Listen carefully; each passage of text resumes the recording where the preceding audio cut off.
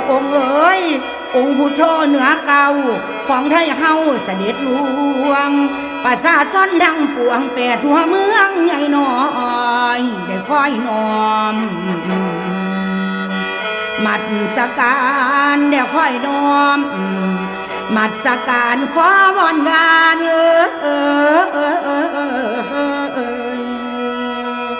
โอ้ยหนอ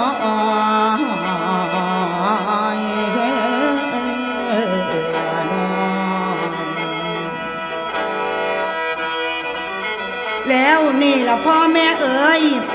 หลังจากองค์พุทโธเจ้านี่ล่ะพานไกลจากภาคมุสัตโลกไต่ไปเข้าสู่นิพพาน8หัวเมืองทินบ้านเท่าทั่วชนบทพากันแสนล้านโทษทวงอะไรทันมักพุทธท่านเป็นฐานเจดีย์สถานดีบอนจุดสุมพมูนีเผายังองค์พุทธเจ้าคนกะเศร้าทั่วแดนทุกเขตแค้นเท่าทั่วหัวเมือง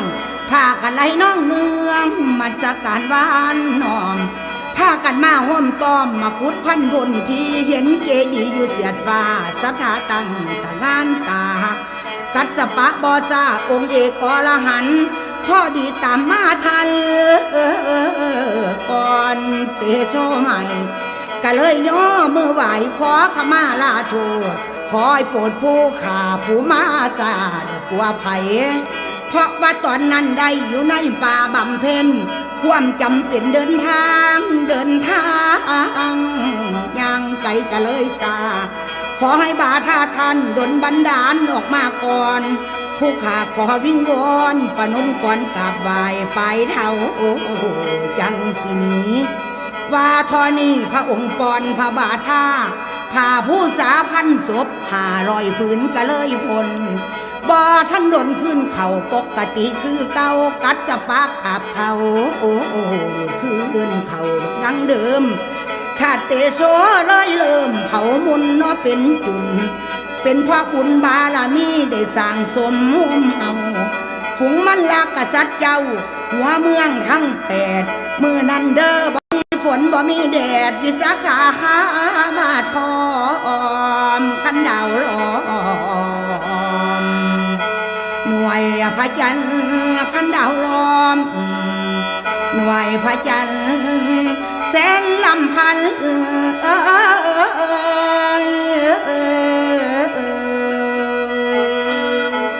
โอ้โหยโอ้โหยหนอโอ้ยหนอโอ้โหโอ้โหโอ้โหโอ้โหหนอ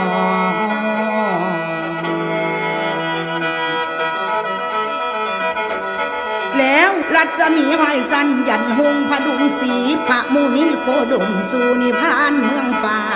เทวดาซุ่มซองตีกองห้องเปล่าเศร้ากษัตริย์ไฟฟ้ามาหุ่นดอกโหงัน7ราตรีลวงดันยันหงอรุณสีดูกอัฐิวรากายบุญทลายไฟใหม่อัศจรรย์แด่หนออัศจรรย์แต่ผ้าไหมพันยังบ่ละไก่ทันบ่เผาผ่านยังอยู่เด้นออัศจรรย์นอหมู่แต่สาลีกธาตุเจ้าไฟใหม่ดอกไม้ขมอรหันต์มอบก้มประนมนอบสุริก่อนเห็นกล่องฟ้อนไฟพาหูแห่งศรัทธาเจ้าอรหันต์มาเตาเน่ากันทุกฝ่ายอยู่ที่เมืองป่าไว้พวกพระสงฆ์เวทล้อมหอมหุ่มดอกตุ้มตอมได้7วันเตรียมพร้อมแจกจ่ายภาษาลีมี16ขนาดทองขนาดทองขนาดกลางถึงน้อยเป็นสีพลอยงามเหลื่อมมรกตเขียวอ่อนอยู่เป็นวักเป็นตอนทั้งหัวกลางระวังท้ายปลายเท่าดอกเป่าผมเรียกบ่อลมพระธาตุเจ้าสาลีกธาตุศาสดาเป็นมหาบุรุษนอพุทโธเฮานี่โทนาพามคน4บงการแจกแบ่ง8หัวเมืองทุกแห่ง8กษัตริย์เสือเจ้ามาคอยถ่ารับเอา1บอกเจ้าเมืองเการาชคือ2กบิลพัทชัดเจนเห็นแจ้ง3ไปแข็งคงกำอันกับกะคือนาที4เมืองลำคาเมแค่เอาดูพระเจ้าไปไหวดอกลังไหล5บอกไว้เมืองเวทะที่ปักกะมาอัญเชิญพระบ่อลม มวนละหอมงมฟอน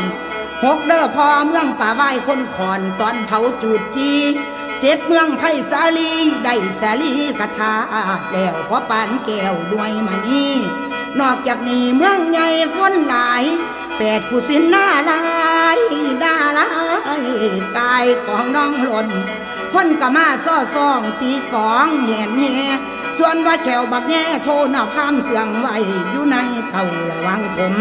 พระอินท่าเลยก้มจอบเบิงตาทิพย์ก็เลยหยิบติดมือขึ้นเมืองฟ้าพระอุณาหิตนั้นอยู่ทั้งบนสุท่าวาดกระดูกไข่ปลาลาอยู่ทั้งฝ่าดอกหมูพรมพระเกี้ยวแก้วถูกตุ่มเอาไปจากม้วยผมพระอินท่ามาเอาสู่ดาวดึงฟ้า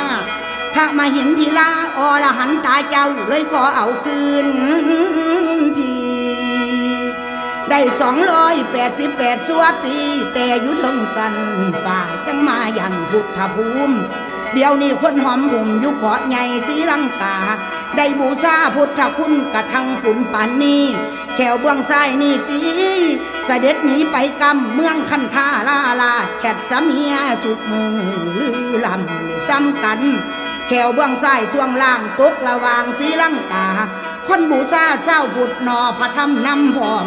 ส่วนแขวหลอมทั้งซ้ายย้ายไปนาคราชถาดอังคารพระเจ้าคือเสือขี้เท่าไฟ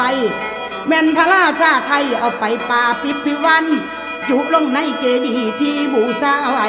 ถ้านั้นท้องตวงนั้นข้าวปันกันสาลีกระถาดโทนพามบอกให้ขอไว้ดอกเครื่องตวงพอว่าคิดต่อแขวพระอินทร์เราเอาหนี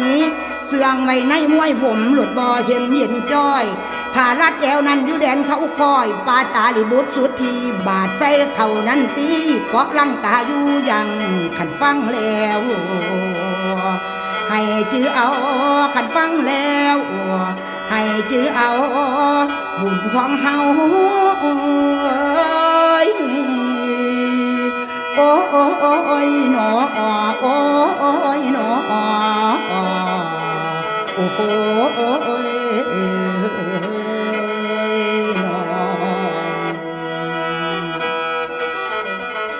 แล้วผ่าสุดสงองค์พระพุทธเจ้าอยู่เมืองเก่าปัญจาลัดจัดเป็นของมงคลเครื่องบริขารเจ้าผ้าจีวรสีเสาจำเอาอีพ่อใหญ่อยู่ที่เมืองพิทยาวิสัยจนกระทั่งทุกมือลือขาดซากันสมุกเหล็กไฟนั้นบาลีว่าโอลานีอยู่เมืองไผ่สาลีที่ไกลกันเงินส่วนมีดโกนผมนั้นอินทปัดเน่าอยู่จำบางหนังนั่งปู่อยู่ขั้นท่าละลาดพุนพระคุณนั่นคือเอาทะลกบาทองค์พระพุทธเจ้าเครื่องปูลาดบันทมลูกกระดานสีทองของบาท่าทันเน่าอยู่แค่หังบ้านอุศีละข้ามกำบอนส่วนเสาเชิงตะกอนโมริยะปฏิโนนดนแล้วตั้งแต่นานจุลนี่บ่ล้มทันเน่าอยู่ดาวดึงมีมหาพ่อมารักษาเอาไว้ผ่าทรงนั่งเสด็จไปบนสวรรค์สันฟ้าพ่อมารักษาอยู่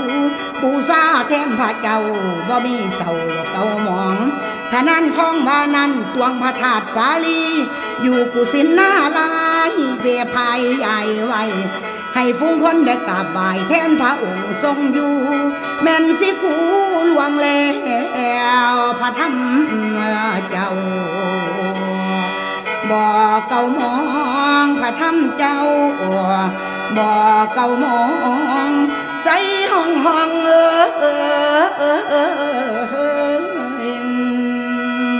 โอ้ยหนอโอ้ยหนอ